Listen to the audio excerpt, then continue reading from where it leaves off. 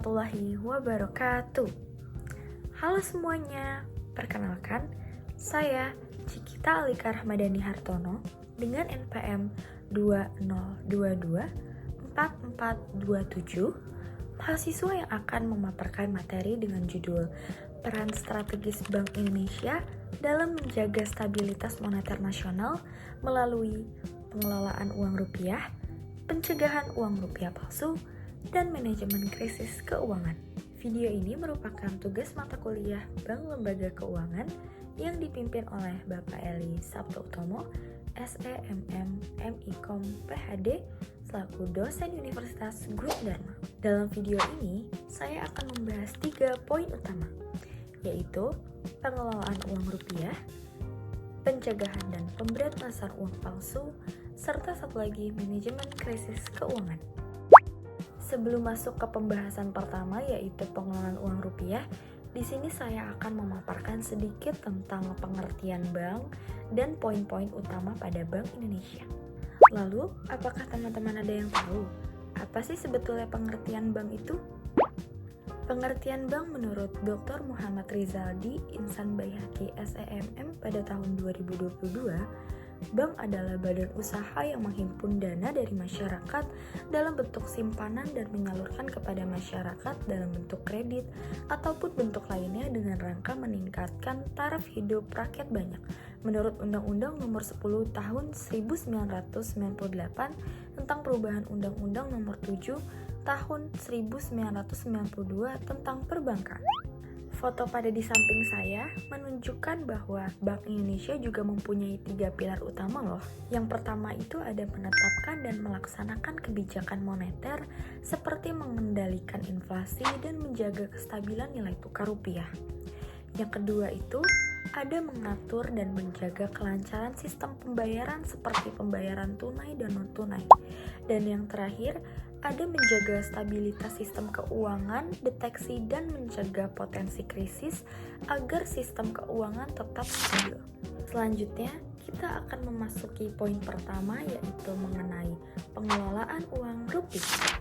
Bank Indonesia atau BI itu bertanggung jawab dalam memastikan ketersediaan uang yang cukup, aman, dan berkualitas di seluruh Indonesia. Hal ini diatur dalam Undang-Undang Nomor 7 Tahun 2011 tentang mata uang yang memberikan kewenangan penuh kepada Bank Indonesia untuk mengatur seluruh tahapan pengelolaan uang dari mulai perencanaan, pencetakan, pengeluaran, pengedaran, hingga pemusnahan. Poin selanjutnya itu ada pencetakan. Pencetakan uang rupiah adalah kegiatan untuk mencetak uang berdasarkan rencana jumlah nominal dan jumlah lembar atau keping yang telah ditetapkan oleh Bank Indonesia pada periode tertentu. Proses pencetakan ini dilakukan dalam negeri oleh Perusahaan Umum Percetakan Uang Republik Indonesia Perum Peruri sebagai satu-satunya BUMN yang ditunjuk untuk melaksanakan pencetakan uang rupiah. Selanjutnya saya akan menjelaskan bagaimana pelaksanaan pencetakan itu terjadi. Yang pertama, jika Perum Peruri itu tidak memenuhi kebutuhan pencetakan, BI itu dapat bekerja sama dengan lembaga lain yang ditunjuk melalui proses transparan dari akuntabel.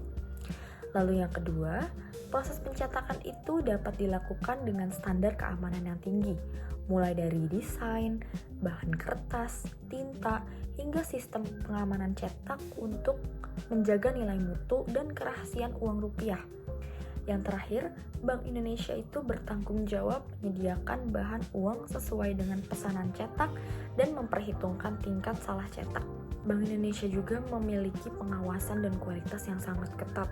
Jadi Bank Indonesia itu melakukan koordinasi yang intensif kepada Perum Peruri untuk memastikan proses uang tersebut itu berjalan dengan lancar dan tepat waktu.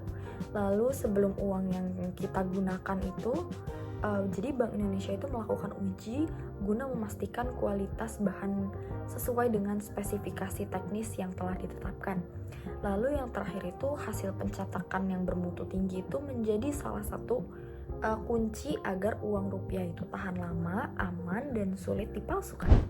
Sebagai contoh, Sempat beredar kabar tentang uang 50.000 yang diduga salah cetak karena kurang satu angka 0. Namun Bank Indonesia itu memberikan klarifikasi bahwa uang tersebut itu bukan hasil cetakan resmi, sekaligus menegaskan bahwa semua proses pengeluaran uang itu dilakukan melalui pengawasan yang sangat ketat.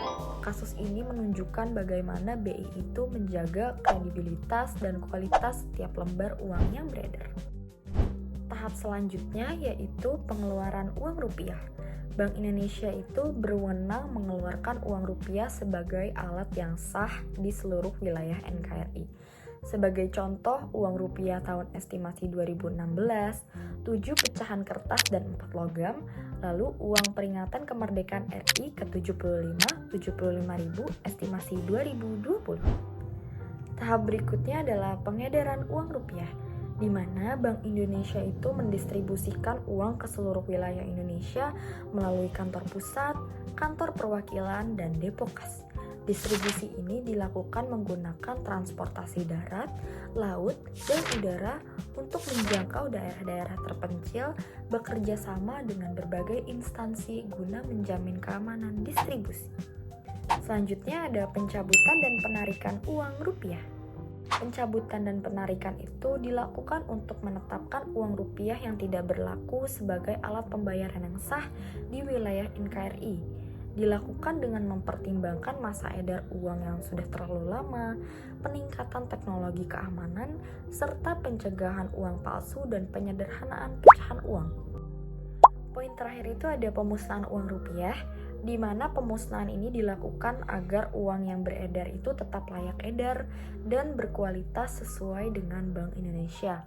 Uang yang dimusnahkan ini meliputi uang yang lusuh, cacat, tidak diminati masyarakat, atau telah ditarik dari peredaran. Pemusnahan ini dapat dilakukan dengan menarik uang kertas menggunakan mesin sortasi atau mesin racik dan melebur uang logam agar tidak menyerupai uang rupiah. Proses pemusnahan ini dilaksanakan bersama pemerintah berdasarkan nota kesepahaman dan disertai berita acara resmi sesuai amanat UU nomor 7 tahun 2011 tentang mata uang. Bank Indonesia menyadari bahwa uang palsu itu dapat mengancam kepercayaan masyarakat terhadap uang nasional, sehingga upaya untuk pencegahan itu dilakukan secara komprehensif. Untuk itu, dibentuklah Badan Koordinasi Pemberantas Uang Palsu atau BOTASUPAL. Bank Indonesia berperan aktif dalam mencegah dan menanggulangi UPAL melalui Strategis Nasional Pemberantasan Uang Palsu. Upaya ini dilakukan melalui peningkatan sistem keamanan uang, penguatan kerjasama antar lembaga, serta edukasi masyarakat melalui program Cikur, Cinta, Bangga, dan Paham Rupiah, agar masyarakat mampu mengenali uang rupiah yang asli loh. Lalu sebetulnya apa sih yang kita lakukan saat menerima uang rupiah palsu? Ada dua cara.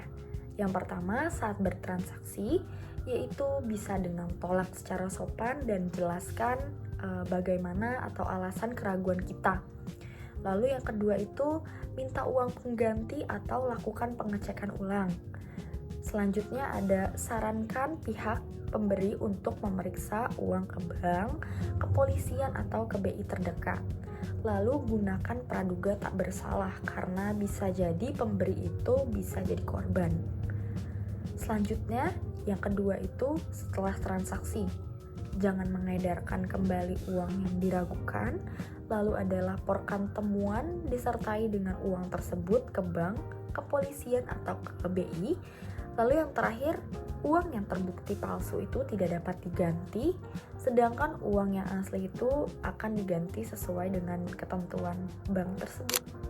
Setelah memahami kedua peran sebelumnya, yaitu bagaimana Bank Indonesia mengelola uang rupiah dan menjaga keaslian melalui pengecekan palsu, kita juga perlu melihat bahwa upaya menjaga stabilitas ekonomi tidak berhenti di situ. Sebab, meskipun uang beredar dengan baik dan keaslian rupiah terjaga, stabilitas keuangan nasional tetap bisa terganggu apabila terjadi krisis keuangan. Oleh karena itu, peran ketiga Bank Indonesia adalah mengelola dan menanggulangi krisis keuangan agar dampaknya terhadap perekonomian itu dapat diminimalkan.